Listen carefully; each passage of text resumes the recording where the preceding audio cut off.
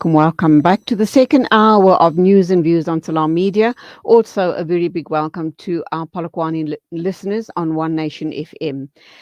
Still to come in this hour, we are going to be talking with Aisha Kaji. She's a writer, author, analyst, and activist, and we're going to be talking women in media, celebrating women in media this Women's Month. We'll also talk with Yusuf Musaji, Executive Director of the Congress of Business and Economics, about the 8th annual Women's Day event. But first up, a very serious matter, and that, of course, is with Tahir Maepa. He is the Secretary General of Public and Commercial Union of South Africa, a trade union, and they are taking up a very, very serious matter. And I'm no doubt in my mind thinking that this is truly going to gather momentum, and I'm not even quite sure how this is going to end.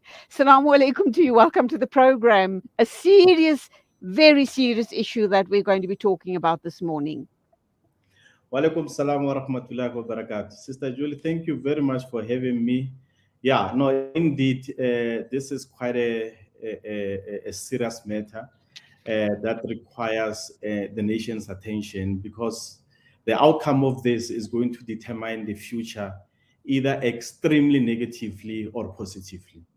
Let's hope for a positive outcome, inshallah. And I do know that Standard Bank has been fingered in the past about racist practices. Having said that, we also know what's playing out in the UK, which is supposed to be a first world country with very progressive ideas. But what we're hearing now is that for a long, long time, they've been discriminating against Muslims and Black communities as a whole. They have obviously they've closed down their bank accounts, which left people in a situation where their work, their businesses, their life was compromised by the closing down of bank accounts. In South Africa, the situation is a bit different. We're going to ask you to unpack what the discrimination against Black account holders have looked like. And I guess for the purposes of this conversation, we are going to also be talking a little bit about Dr. Iqbal's surveys. Banking accounts having closed down. But just before I start, I want to read out something that you have sent to us, and it reads: "The time to stone the Goliath is upon us." When the Public and Commercial Union of South Africa was launched in December 2021, during Dr. Vuyo Diante's acceptance speech, one of the first issues he impressed upon to members of the union and civil society was that the banking industry has a race sickness, and the time to stone the modern day Goliath is upon us. Over to you, dear brother Tahir Maepa. Why is this such a burning issue, and why do we need to bring it to the attention of the rest of South Africa? Thank you very much, Sister Julian, to the listeners of Salam Media. The analogy of Goliath is something that we can all relate to, whether you are a Muslim or a Christian or you are a Jew. We understand that the Goliath basically represents tyranny, it represents suppression, it represents injustice. Now, when you deal with a Goliath, a giant as massive as the banking sector, surely you need just not just the power of fight. You need to have a will. You need to have faith. You need to understand that it is a fight that you may go into and never come back. Now, when we took this resolution to say that we cannot allow a situation where banks continue to be the law unto themselves at the expense of millions of Black people. And these people are not apologetic about this behavior. And like the example that you have just made now about the UK, it's a worldwide phenomenon whereby Black people in particular, and in the case of the UK, Muslims, are being targeted by the very same people who are running the financial instruments of the world.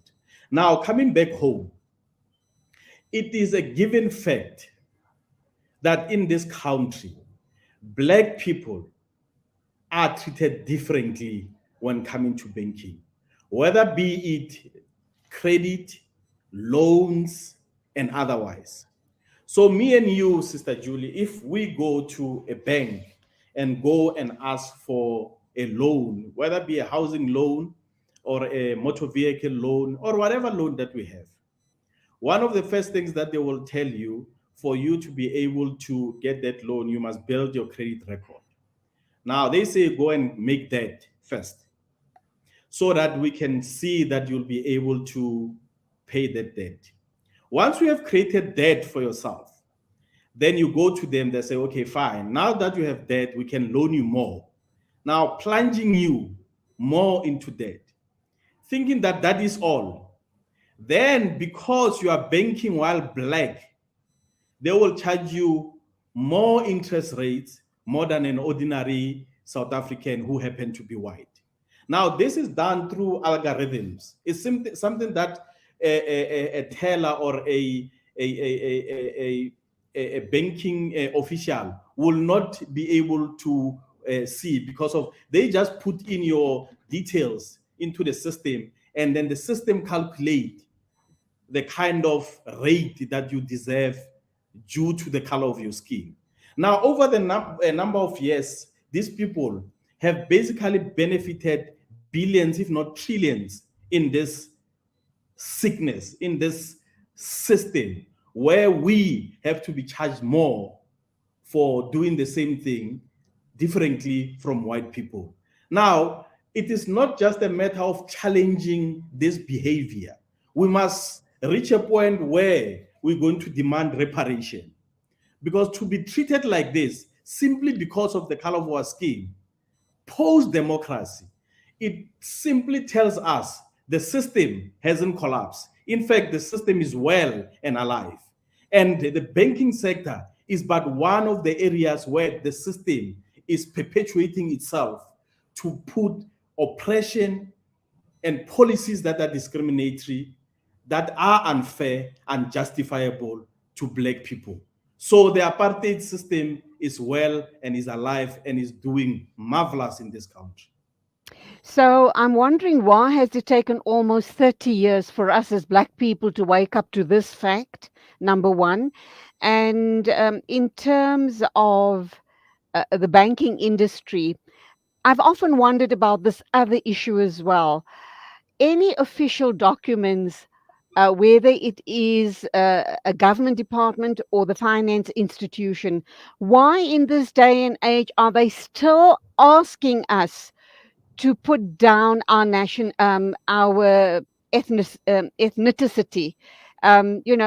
You've got to say whether you're Indian, colored, black, or white. Why? We are almost 30 years into democracy. That should be taken away completely. They shouldn't be asking questions like that at all. So, why are we realizing this fact this late in the day? Well, Sister Julie, when I say black, it's a generic term that I obviously use for black people, colored people, and Indian people, because of we are all affected the same way. Absolutely. Now, the question that you are raising, why now, is the fact that it's not like this thing hasn't it's new. We didn't know about it. The fact of the matter is, this is evidence that those who are in power, who are running this country, are in fact not in power, because this is something that can be regulated, that can be dealt with. Some of these banks that are practicing these discriminatory practices, their licenses should have been taken away from them long time ago. Now, the question we must ask ourselves is that why, Sister Julie, why nothing has been done? It I is can give you an answer to that, because the give me guys have been captured exactly. because Exactly. Exactly. We've been given an impression that the only state capture that we have in this country it is the one that is alleged against President Jacob Zuma.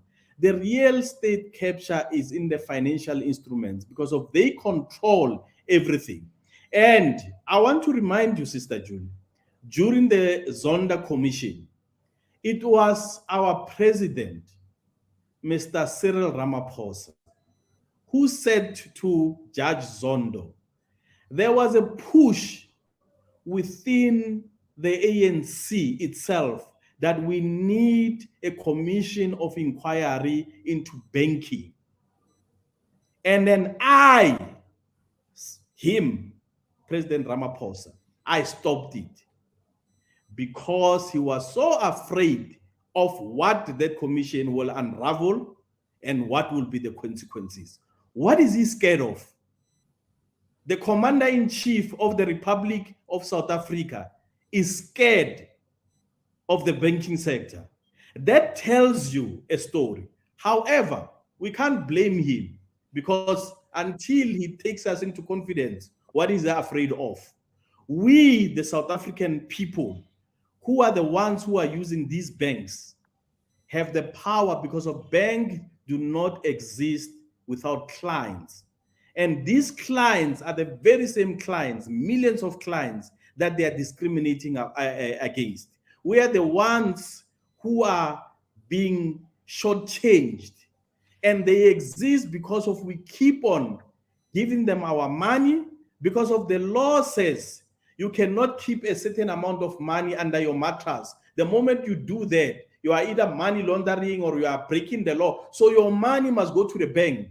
But when you want to go to the bank says, we don't like you because of the color of your skin or the way you walk or because you are wearing a hijab. So we decided that we are going to close your account. How must you live? Basically, they are destroying your life completely. Look at the power that these people have.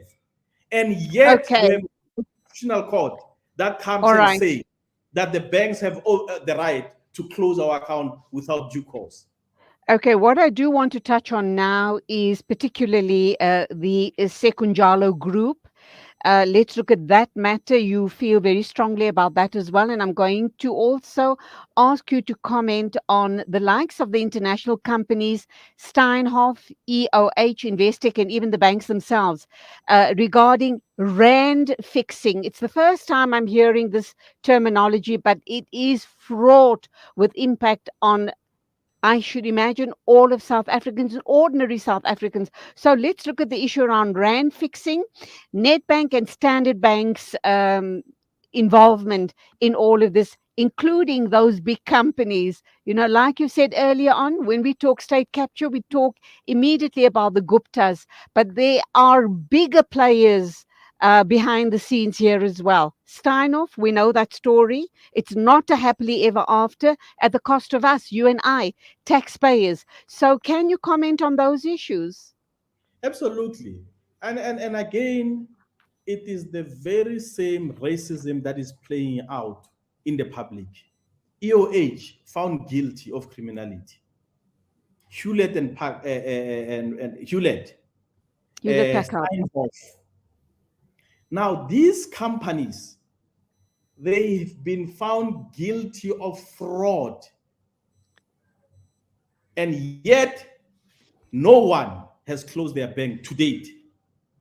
That criminal who's sitting there in Hermanas, Marcus Jooste, an utter criminal, the man is still enjoying life, having bank accounts with most of these banks. His bank accounts have never been closed nor threatened with closure, not even once. Now, if that is not proof enough that the people who have been targeted are black people, then there's something wrong with us. Now, let's look at the issue of Dr. Iqbal Sevi. What did Iqbal Sevi really do? Where was he ever found guilty of any crime in this country? Where was he ever charged of any wrongdoing in this country? Not even once. Yet, they decide that they are going to close his bank accounts, the bank accounts of all his companies, meaning that they are collapsing him completely at the expense of thousands of workers who work for those companies. including their immediate families, that goes into over 40,000. Now, all these people that I'm talking about are black. Do the banks care? No, they don't care. They've never cared about us. They don't care of Okay. the ripple effect of this particular decision, so long as they get what they want. Well, you talk about Dr. Iqbal's survey with the Sekunjalo group. There has been reports that have appeared for quite a while now regarding his involvement with the PIC, Public Enterprise Corporation, and they went into some sort of a partnership deal with him, buying and selling of shares, etc., etc. Isn't that at the heart of the matter, suggesting that there was issues around the actual partnership, or the PIC? Obviously the monies in the PIC is pension fund money, and PIC obviously needed to make the right investments to make sure that when they need to pay out public servant pensions, that the money is there. But they invested way too much in it's not it's in one of the companies in the Secunjalo group, I beg your pardon. Isn't that at the heart of the matter? Isn't this a way of the powers that be to try and get back at Iqbal's survey and his business interests? Well, the issue of the PIC, as you know, that I've been involved in public service and I've been championing the protection of public servants' pensions for many years. And the issue of AO, I Ayo is know, the name, right? yes, AO, I know that issue very closely because it was one of the things when I was still with the other union, I also questioned, but that has been clarified. Now, let's go to what is the current status quo. There were reports that an adverse finding was against Dr. Sevi and the then CEO of PIC, Dr. Dan Machile. Now, that was what happened in the commission. Now, Sister Jule, what happened after the commission? Because of the commission's role is to try and find out the truth, and if there was any wrongdoing, then that needs to be dealt with. But where do we stand now? PIC went to court to try and recover the AO investments for whatever reason. Their case fell flat in the court of law. What did they do? They went into a settlement with AO and say that they are going to work together. They are going to make sure that there was nothing wrong with the deal. Now, if that has happened in a court of law, why are you still making an issue out of it? But again, let's talk about some of the journalists who are writing these adverse articles against Sekunjalo Group. Most of them, they used to work for independent media in the past. You know, Sister Julie, in the independent media, I've been told by one of the editors of the newspapers there that in independent media, before Dr. Iqbal Sevi took over, there were two payrolls. There were payrolls for whites and payroll for blacks. Black editors were being paid less than white editors.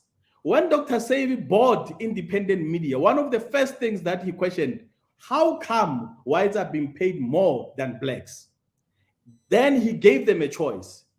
We either resolve this thing by making sure that these positions are all advertised, you all apply for them so that the correct people are placed, and we normalize the salaries of everybody who are working in independent. And majority of them, what did they do? They left independent media, they went into competitors, and they've been writing bad things about independent media for many years. Now the question is, why is the media fighting against each other when their role is to expose the rot that is happening in this country? Because of this whole thing, I believe it is personal until I'm proven otherwise. So Oh, again, racism is at play insofar as independent media. The other issue Independent media is not captured by anybody. It's really independent. And there are people who are afraid that the reporting of next year's general elections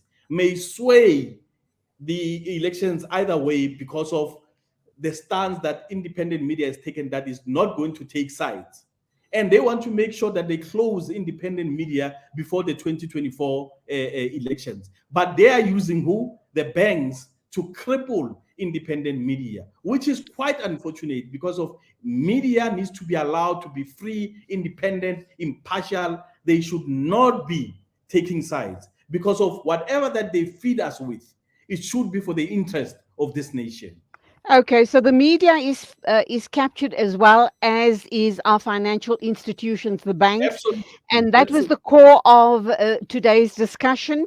Let's just wrap up by talking about a way forward. Um, what's going to happen now? You, as a trade union, is making a very big noise about this. What happens now? How are you going to hold Standard Bank and other financial institutions accountable, and obviously make sure that they are very transparent? Because in the past, it probably is still happening. We as Black people were paying higher interest rates. Certain services were closed off to us. We don't know if the financial institutions have self corrected. Who is going to police them and see that all of this self correction happens, and happens sooner rather than later? Well, they had a chance for self correction. These people will never self correct. They've taken a position that they will continue treating us different. We have accepted that. Now, the question is that what are we going to do about it?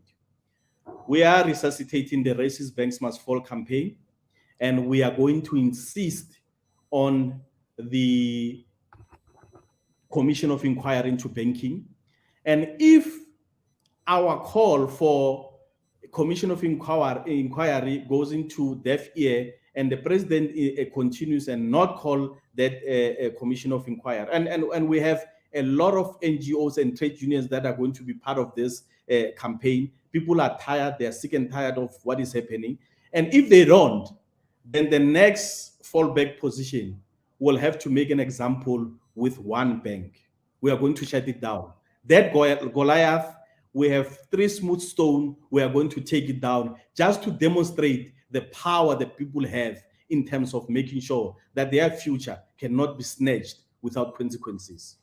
Okay, so you do realize, and this is long overdue, obviously, that they need to self-correct. But if this protest action happens and you shut down a bank, one of the consequences would be that hundreds of thousands of people are going to be out of work. And can you just begin to imagine the ripple effect?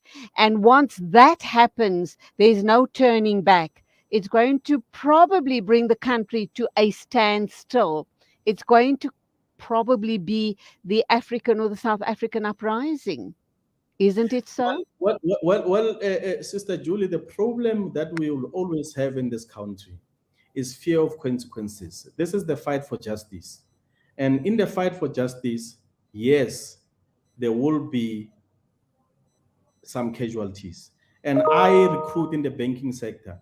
And some of our members in the banking sector, they tell us what they are going through in the banking sector is unacceptable. And they are willing to sacrifice in order to correct this thing. Because of the banking in this country has to grow. For instance, the issue of having at least one black-owned bank, why is it not coming to fruition? Government will have to issue more licenses to kill this monopoly of the big five who are controlling our lives. We can have and create five other banks that are going to be independent of these other banks. Government must just take a position to create, to issue those licenses, and will create more jobs with competition. But as it stands, it's not going to happen because of these big five. They control who gets in and who gets out. Tahir, with due respect to you, I think it's a very, very noble gesture. We hope and pray that the banks come to the table and start, operating in a very transparent manner, that you don't have to go the route that you're wanting to go. but if need be, that you would have to do that. Having said that, a while ago, shortly after we shortly after the new dispensation, there was a bank for the people that was formed, but that was absolutely ridden as well with corruption. People lost their money, and um, a few bigwigs got very, very rich in the process. Those type of scenarios will keep on playing out. So we are between a rock and a very hard place. What do we do? How do we move forward? But Sister Julie, let's look at the other side of this coin. That bank, I think you were talking about VBS Bank. Yep, there you Uh, go. they were caught out for all these wrongdoings, and majority of our people lost their money. But what did they do? The government acted immediately. People are already in, some have been jailed already, some are going through the courts and all those kinds of, they dealt with it. But Not how? fully. Tahir, I've got to argue with you. Some of those guys are political leaders. I'm not going to name the name of the political party, but you know whom I'm alluding to. They Yes. big wigs in a political party, and they've literally gotten away with murder. And we're going to But have a repetition of such enterprises going forward. And I know I'm playing devil's advocate here, but we need to see the wood for the trees. the reality of our situation, Sister Julie, is that there's certain realities that we'll have to accept. And those realities are there's certain individuals who are powerful who will always go through the cracks and get away with murder. However, that should not be a reason for those of us who believe in this country and the prosperity of this country to stop talking and challenging them. That is Okay, that. we have to leave it there. This is a discussion that needs an hour or more. Undoubtedly, Inayat Wadi is going to pick up with you on his Wednesday evening show, because there is so much more to unpack regarding this issue. Gosh, when I think of the consequences, I shudder to think what will happen. But sometimes that is what is needed for correction in any sector of the economy. How soon, and a very short answer, please, Brother Tahir, how soon do you believe you're going to go ahead with this protest action if the powers that be, if those financial institutions refuse to engage with you? The answer is we are busy. We are Okay, busy. good. We leave it there. We leave it there till the next time that we talk again. That was quite a robust discussion. I enjoyed it very much, but it's food for thought, not only for you, but for all of us. Thank you indeed for your time. Thank you very much, Sister Julie. Salam alaikum. Walaikum salam. It is exactly 9:43. News and views on Salam Media. And now, from a very hot potato issue, we're going to go to the sublime. Alhamdulillah, we're going to talk with Yusuf Musaji, Executive Director of the Congress of Business and Economics. And we're going to be talking about the 8th annual Women's Day event. And that's going to be very glitzy and glammy. We'll talk with him in a minute or two.